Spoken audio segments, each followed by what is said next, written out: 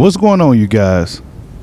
So, Ring Magazine has come out with some new ratings, and boxing fans have their own opinions as to who they believe should be in the top 10 and where they should be placed.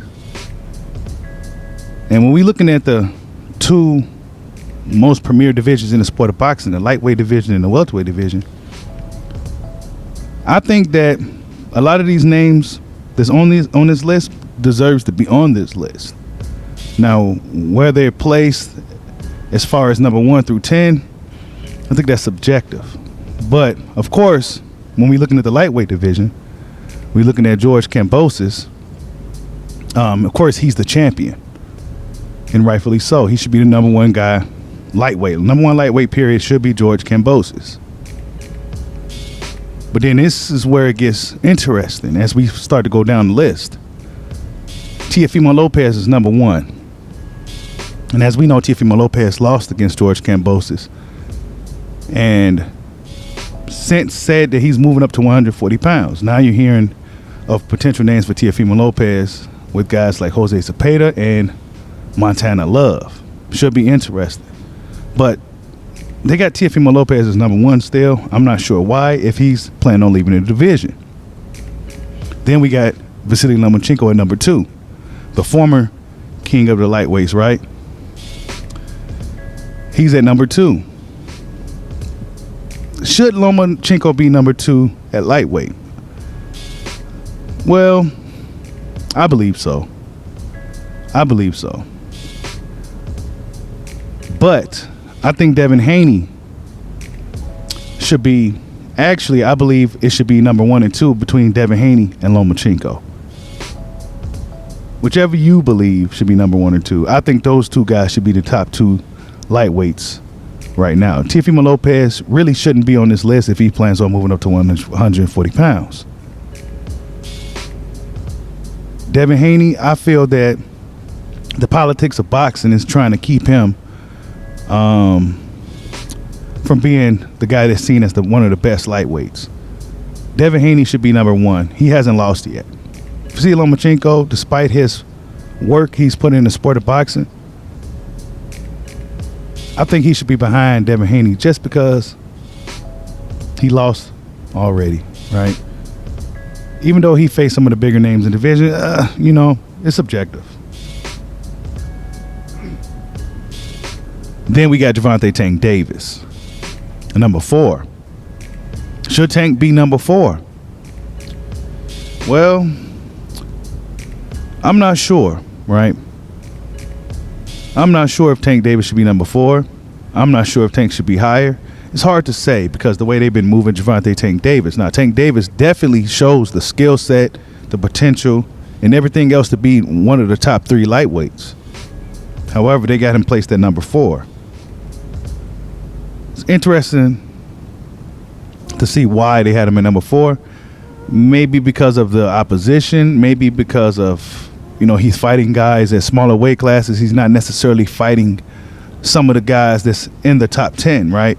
Other than Isaac Cruz, who now has been elevated to, as you can see, number 6 in the lightweight division. And he's proven to be a top lightweight, in my opinion. So, yeah, maybe it's because Tank Davis hasn't fought a lot of the other lightweights. If you look at the list, a lot of these guys fought each other in this list. Devin Haney being one of them. Devin Haney fought Jojo Diaz, Jorge Linares. He fought some of these guys on this list. Lomachenko, you could say the same about him. Teofimo Lopez, a lot of these guys fought each other on this list.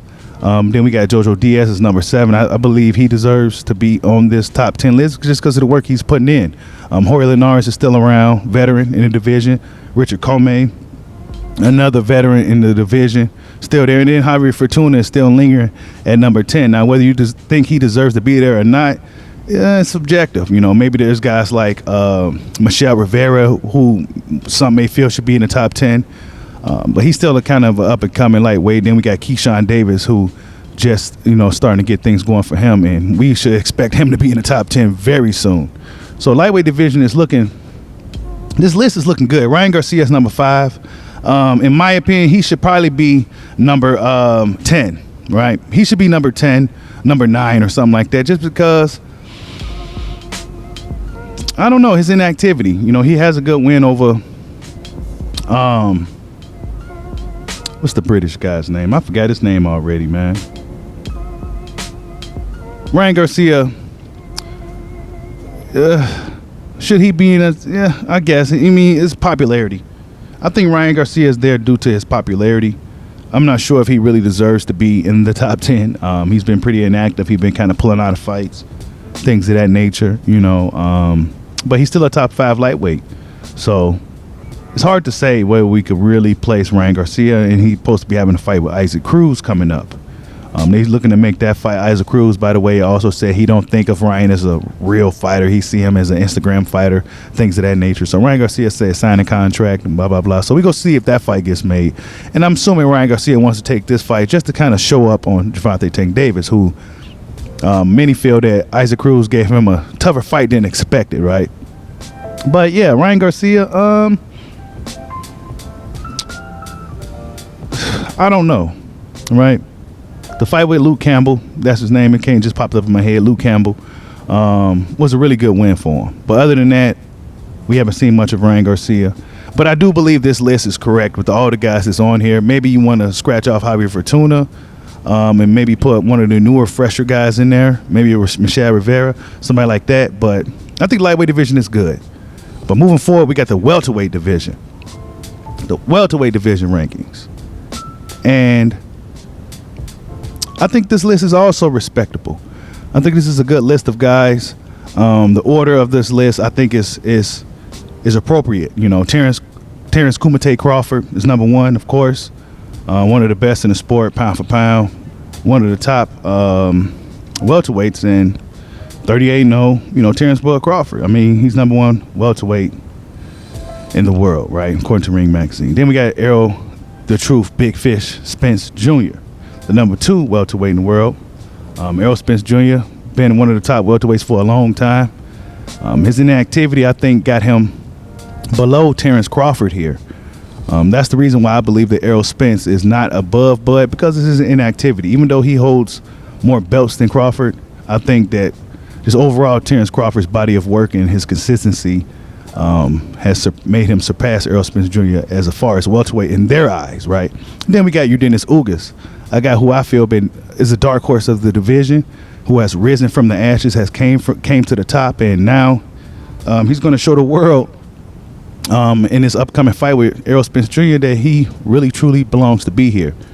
It should be really interesting. Yordenis Ugas, I do feel, deserves to be considered the top welterweight. He's one of the most active welterweights, and he got a win over Manny Pacquiao. He's just been really consistent, and he's just really rose from the ashes, man. Salute to Yordenis Ugas. So then we got Jaron Boots Ennis, right? Has yet to obtain an opportunity, has yet to get his shot at a world title, but Jaron Boots Ennis shows all the intangibles, all the talent. He shows all the qualities of a world champion.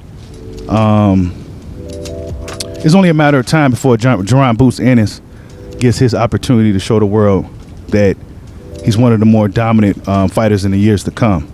Then we got Virgil Ortiz, who's also an up-and-coming promising fighter in the same regard as Jaron Boots Ennis. He fought a lot of tough guys on his rise, and he's also just simply waiting on his opportunity. I believe both of these young fighters deserve to be where they're placed in Ring Magazine's welterweight rankings. Then we got Danny Garcia, who's now maybe at the twilight of his career.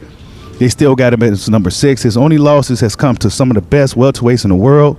And we're going to see what happens with Danny Garcia moving forward. He's looking at fighting guys like Khan and Kell Brook. So we're going to see how that storyline plays out for Danny. As far as him being a top welterweight at this point, I think that time is kind of past for Danny. We're going to see.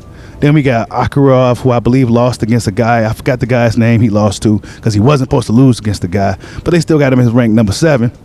This is kind of may not be it should be kind of a little bit more yeah, they need to change that around. Then we got Elamante Stanionis, 13-0, up-and-coming guy, who was supposed to be facing Yordenis Ugas, but now he has since taken a step aside, and he has to wait for his opportunity to go for the world title. But it should be interesting to see, you know. And Lamante Stanionis had some decent wins over some guys. Thomas Delorme is the one that's most notable, most recent. And now he's just waiting on his shot as well, alongside of Virgil Ortiz and Jerron Boots Ennis. And then we got David Alvarez, who's been doing this thing over there in the UK. In my opinion, I'm hearing he's really avoided right now on that side of the pond, things of that nature, right? So David Alvarez is now a top 10 welterweight. We're going to see if he cracks the top 5 soon or get some of these more guys, some of these bigger names to share the ring with him. And then we got Radzad Batuev, who just had a very impressive win over Jamal James, and now he's also finds himself in the top 10. So, yeah, I think the welterweight rankings is correct. A lot of these guys here have been active, have fought recently, or at least within the past 2 years. Keith Thurman is one guy we noticed who is not on this list at all. And this is what I've been saying to you guys for a little while now. Even though Keith Thurman is still a relevant name in the sport, we just don't quite know where Keith Thurman is in the sport of boxing. We just haven't seen him. We just don't know. And it's hard to place him anywhere at this point, right? It's been so long, so many spots of inactivity for Keith one-time Thurman. We can't really place him anywhere. It's hard to place him over all these fighters here listed in the top 10 welterweights, because a lot of these guys been looking good, looking strong, looking ferocious, looking fast.